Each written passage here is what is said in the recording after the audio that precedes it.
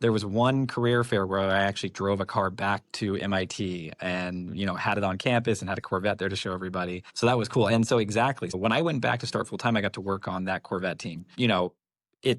I don't know if I realized it at the time, but such an important part of my journey starting there. What ended up happening for me was starting my engineering journey inside of a large company, obviously a lot of history. And because I got to work on that team with the Corvette team, it was a product that was so exciting for me. If Rob, you may remember, car geek, always had multiple cars parked around back my house that I lived at and over there in Back Bay, and always tinkering on stuff. So it was a really big part. In addition to that, I think for me, like coming in very excited and young, I put my hand up and I asked to do everything. So I got to go to car shows, got to go to races, got to talk to engineers that weren't in my group and do that stuff. And then probably most importantly in that, worked in the engineering headquarters, designing parts and doing the engineering, what's called a design release engineering job, which, any of our engineering friends will know, but that really is, you don't exactly draw the part out from scratch and you don't stamp the part in the factory. You do everything in between there to make it essentially be production ready for manufacturing ready. So as part of that role, about halfway through my time at GM, I moved down to Bowling Green, Kentucky